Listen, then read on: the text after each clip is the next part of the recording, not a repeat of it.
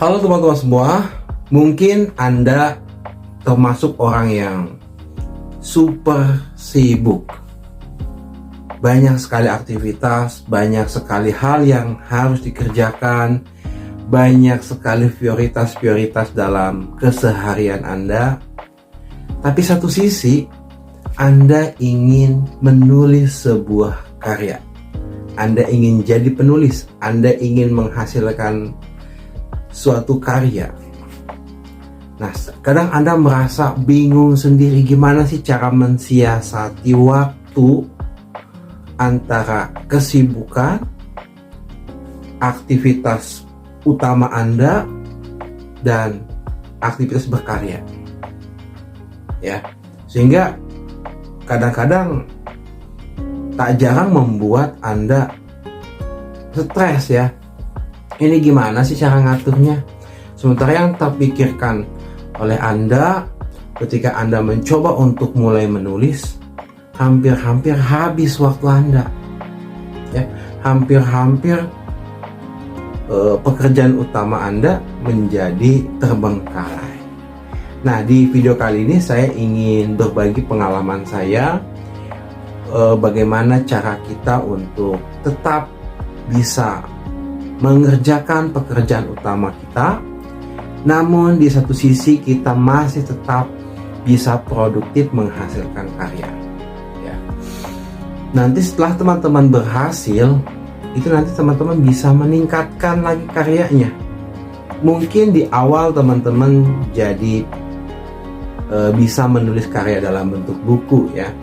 Lalu Anda meningkat lagi, bisa membuat konten digital, video, kemudian bisa jadi YouTuber ya, kemudian aktif di banyak platform-platform digital, sehingga Anda semakin lama semakin produktif, dan yang luar biasa pekerjaan utama Anda tidak terganggu. Oke. Kita mulai dari hal yang sederhana, yaitu menyempatkan waktu. Nah, jadi kuncinya adalah menyempatkan waktu. Kalau mencari waktu luang tentu saja tidak ada, teman-teman semua. Apalagi untuk teman-teman yang super sibuk, ya. Maka rasanya nggak sempet, ya. Baru aja selesai pekerjaan A, ada pekerjaan B, ada pekerjaan C, terus muter sehari. Ada waktu tapi badan kita jadi capek, lemes gitu ya. Maka sebetulnya kuncinya adalah teman-teman semua meluangkan waktu. Dan setelah meluangkan waktu adalah fokus pada pekerjaan yang minimal. Oke?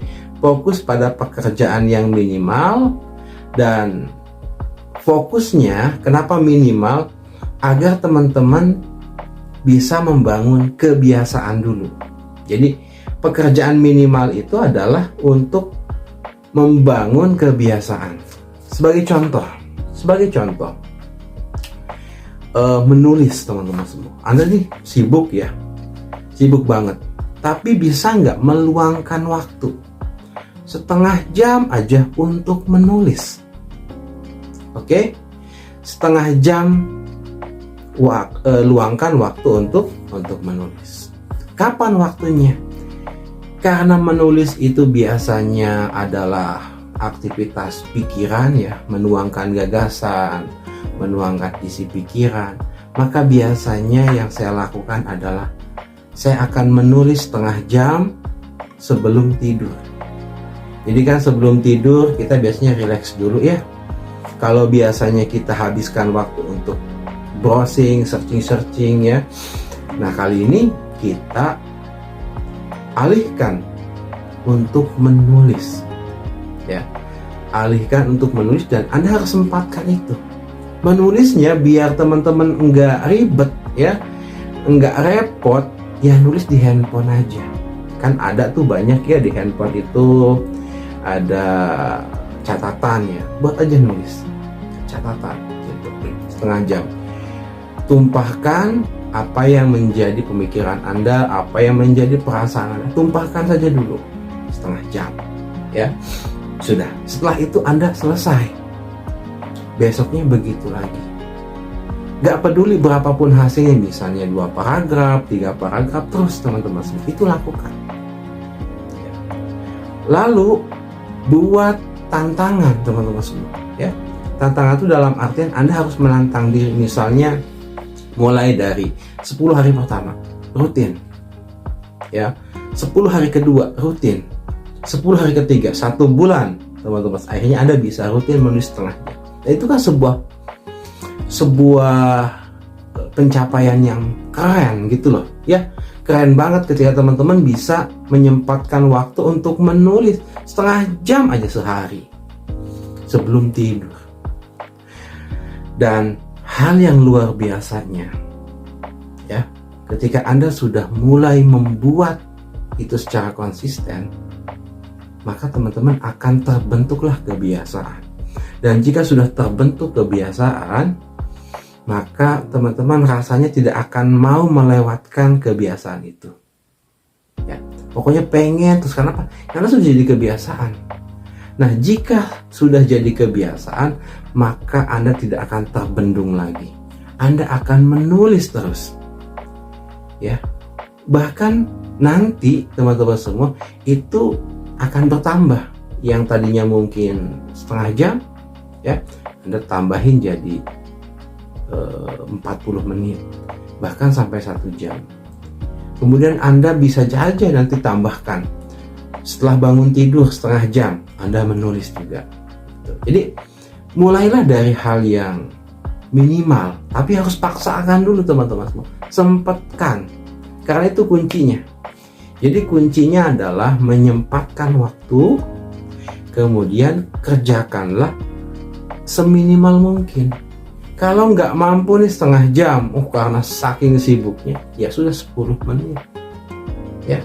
Karena ini penting. Kalau Anda nggak maksain, ya percuma, ya teman-teman semua.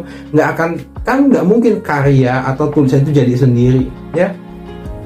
Kalaupun misalnya Anda menyewa jasa ghostwriter, ya, tetap juga Anda harus meluangkan waktu untuk menumpahkan pikiran Anda. Bisa bercerita, bisa curhat dan lain sebagainya. Pokoknya bahan untuk ditulis oleh ghostwriter itu. Intinya harus dipaksakan, harus dimulai, ya, sampai Anda benar-benar terbiasa, ya.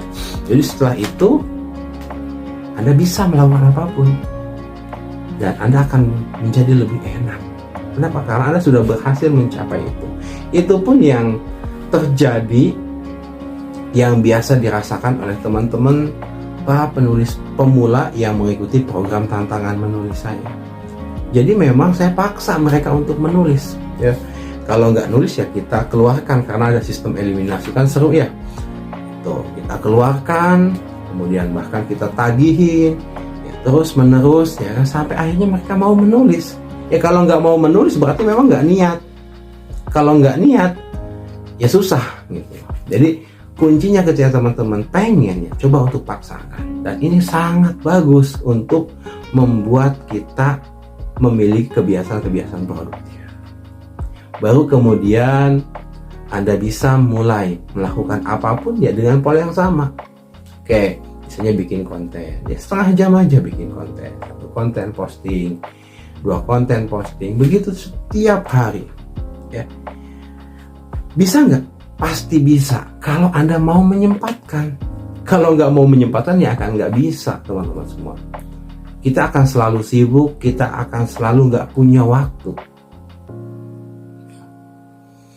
Kita akan selalu merasa kehabisan waktu. Makanya saya sering mengatakan ke teman-teman para peserta menulis atau para penulis pemula, yuk paksain nulis itu. Tapi kan kalau dipaksain nggak dapet feel-nya, nggak dapet rasanya, ya nggak apa-apa, paksain aja dulu. Nanti teman-teman setelah Anda terbiasa, Anda bisa merancang feel Anda sendiri, Anda bisa merancang perasaan Anda sendiri. Misalnya, ketika Anda sudah bisa bicara di depan publik, Anda bisa berbicara dengan nada yang semangat, misalnya nada yang sedih, kemudian bercerita tentang hal-hal yang menakjubkan? Bisa. Kenapa? Karena kita sudah bisa membangun emosi kita sendiri dengan apa? Kedisiplinan. Tapi kalau Anda melakukan segala sesuatu berdasarkan mood, berdasarkan semata hanya feel, tanpa Anda berjuang untuk membangun perasaan Anda yang lebih kuat, ya Anda akan terombang-ambing, ya kan? Anda akan terombang-ambing oleh mood Anda akan terombang-ambing oleh suasana hati Anda. Bahkan ketika Anda lagi pikiran banyak, Anda akan terpengaruhi, terombang-ambing oleh pikiran Anda sendiri. Itu nggak sehat, teman-teman. Itu nggak baik untuk membuat Anda bisa produktif. Mudah-mudahan apa yang saya sampaikan ini bisa membantu Anda untuk bisa mengatur waktu dan tetap produktif. Terima kasih, semoga bermanfaat.